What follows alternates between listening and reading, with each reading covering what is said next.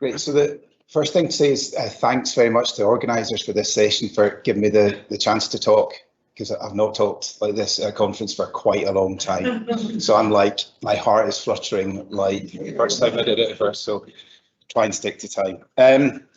This is some work that it came out of sample collection that happened like a couple of decades ago, but got picked up by Xenia Boys, who was a master's student with us in Cambridge about 5 or 6 years ago. She went on to a PhD in Caltech, and Ewan Much, who was, some of you may know, is now a postdoc at Lamont. And Xenia did a lot of work with some ChemScan data that we collected from some of these sort of objects, these mushy nodules from Iceland in the background. And Ewan was involved with some diffusion chronometry work that we plan to do with these, or have done with these. And the sort of key finding of this part of the project is we've got pretty good evidence that the mushes in this Bárðarbunga volcanic system are recording open system processes. So we've got some quite nice evidence for that. As it turns out, it's not the open system process that I wanted to find, but we've got like a really neat control on what actually happens on mushes. Because the key thing in this bit of Iceland, we find lumps of like live mush where we can actually capture what mush looks like during active magmatic processes. And I know you like mush. I've been doing a mush counter all week. It started off very well. James Garrow's talk, there was 3 mush mentions. Today, more than half of the talks have had mush mentions. So it's something, hopefully, that 5 or 6 of you are paying attention. So that's good. But the advantage of these sort of samples is we don't have to go and look at old dead gabbros, beautiful as they might be, you know, lovely plutonic rocks. We don't have the hazards of looking at just the liquids that come out. They tell us something extra and different.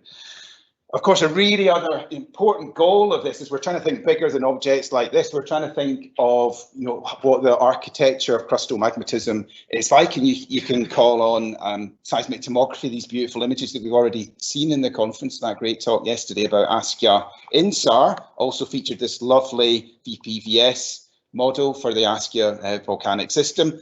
Here's some INSAR data also from Askja. This is from the Icelandic Met Office. This is from Tim Greenfield.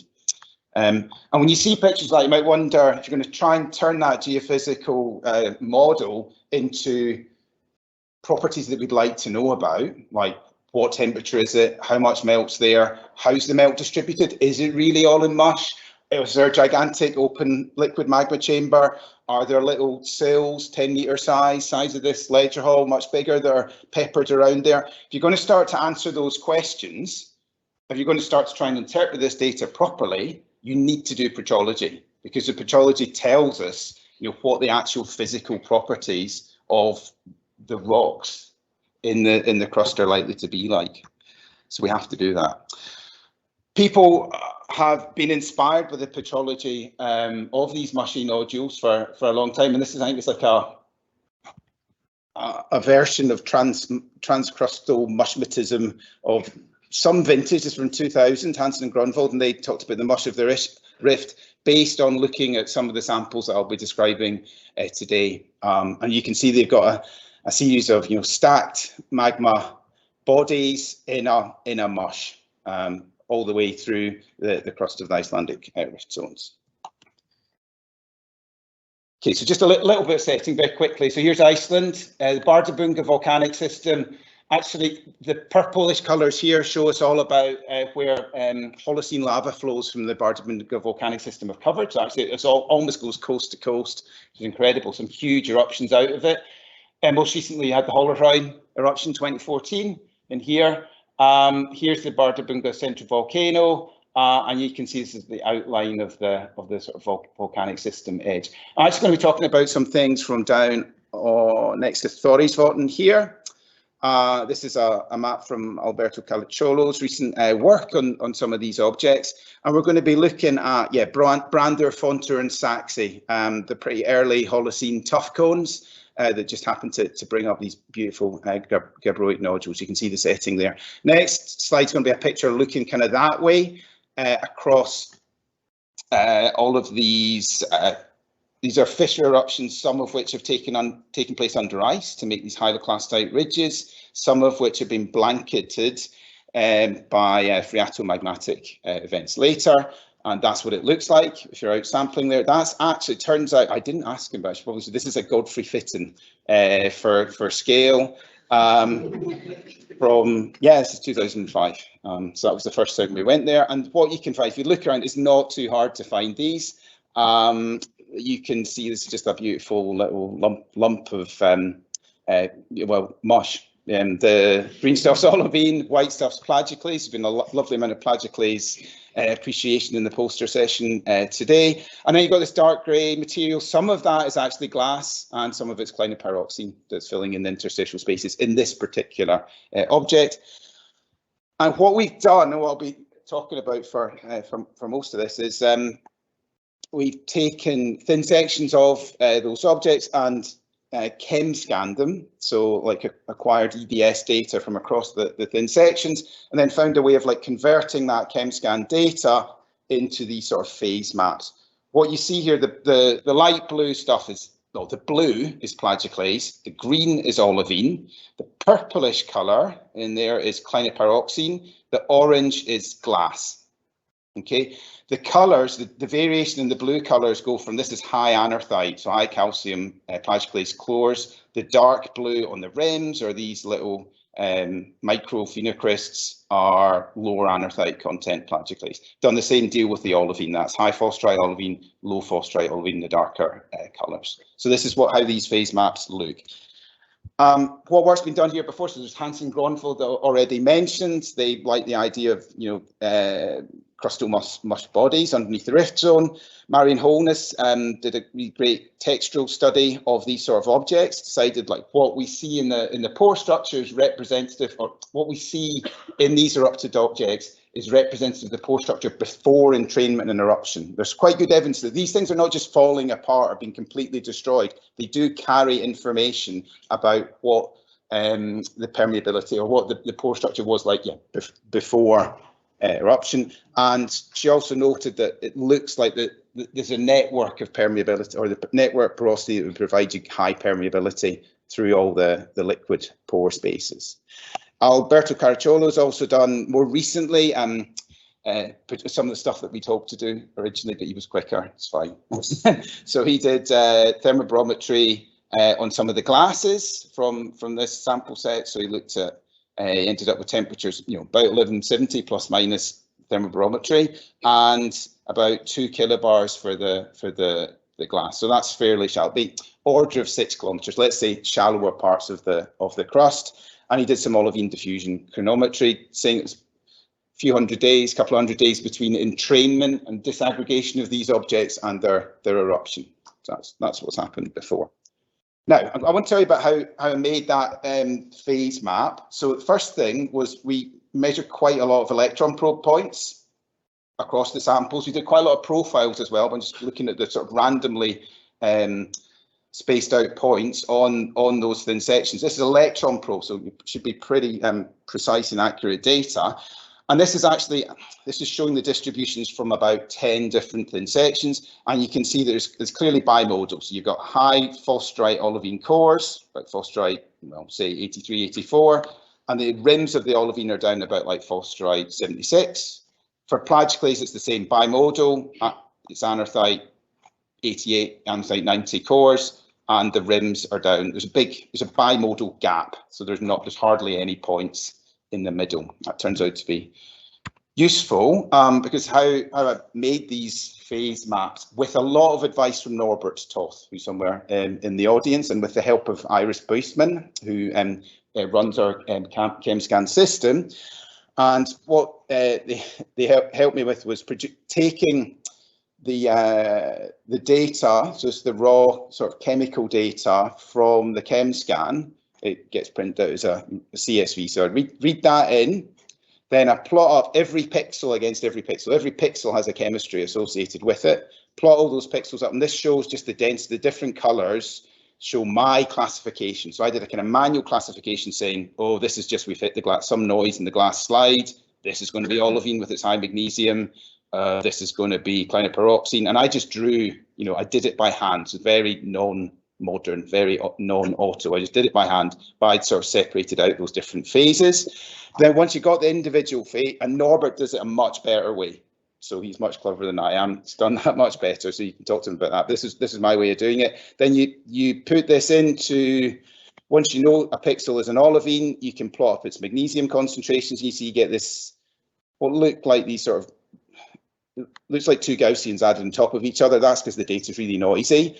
But remembering that the electron probe data, which isn't noisy, also showed it was bimodal, what you can do then is say, oh, actually, let's just try and say for every pixel, is it more likely to be a rim or a core composition? So I did that not just using magnesium, I'd use magnesium, iron, silicon, anything I had to sort of increase the signal to noise. But with that fit, then the actual colours that you're seeing here within the plage is telling us about the probability that that particular pixel has a plagioclase rim composition rather than a plagioclase core composition. So that's how we pick out the chemical zonation. And then if we want to, we can calibrate that up with our electron probe data if we want to quantify it. So we've done that for this. In this particular study, we've got like 10 or 12 whole thin sections we've looked at. So this is about 2.5 centimetres across by 1 centimetre up, that sort of scale. You can see, I mean, there's huge amounts of stuff you could do with this. Very, very exciting to see this sort of data. But we have this sort of framework of, you can see this interconnecting crystal framework of high anorthite plage touching the high anorthite phosphrite. So that framework must have been there first. And then we've got the lower anorthite content material on the edges of the pore spaces. So there's been a framework, a second phase of crystallization, an interruption, and cooling and quenching. So that's what we see here. So what would you want to do? Use just another example of these. They're all beautiful. So, but what could you usefully do with this? So one example that something that it was interesting in is we know for these glasses, the orange things, we know we've done thermobrometry. Alberto did thermobrometry in these, got out 2 kilobars at 1180. So I wondered, what if we assumed that this system was closed system, and before this second phase of crystallization that made all the crystal rims, what if we could add all of that crystal rim material back into the liquids? If we add this olivine back into the liquid, if we add the CPX that's grown in the second stage of crystallization back into the liquid, can we reconstruct the liquid composition that was in the pore spaces before the second phase of crystallization? That would tell us something about the Mush evolution. So with this data, we know we can count the number of pixels that have, belong to each, the plagioclase rims, plagioclase cores. We know from the electron probe what the compositions of all of those components are, so we can add them together. Now that liquid, if you got it right, you'd expect that liquid probably to be in equilibrium with the cores of the crystals, the large crystals that were making up the framework of plagioclase and olivine in this case, before the second phase of crystallization. So that's just a bit of a check. So we did that. What this plot is showing is for every sample, this is anorthite content, the sort of bluish circles are observations from the cores here on the high anorthite side from the electron probe, and here the rims are microphenocryst on the low anorthite side. The crosses are in equilibrium with the glass that we measured, the orange stuff in the samples. The diamonds are in equilibrium with the reconstructed liquid composition. And what you see here is a complete failure of the reconstructed liquid composition to be in equilibrium with the core composition. So it didn't work at all. But maybe this is just because we're stupid, we should have thought about this, because what it tells us, there's not, for the plagioclase, there's not equilibrium. But of course, we should have sort of known that, because you can see there's sort of subtle evidence for, on this image, it's much clearer in the electron probe data, but there is preserved anorthite concentric zoning in a lot of these plagioclase crystals. So if that's preserved, then diffusion does not homogenized anorthite content in the middle of the big plages. And also, if you just know something about diffusion timescale of that coupled substitution of calcium aluminium with sodium and silicon, it's so slow that the characteristic diffusion timescale across something like this is the order of 100 million years. So that's pretty long. So there's just no chance of getting this liquid into equilibrium with that plage. Right, don't worry, not too long. It's all about timescales. So this is showing the same deal for the olivine. You might think it's going to be better for olivine because olivine's got very much faster magnesium iron exchange, but in fact, it still doesn't work. Right, so the reconstructed liquid composition using different KDs for those in the know still isn't in equilibrium with the observed olivine cores. So what this means is it's open system.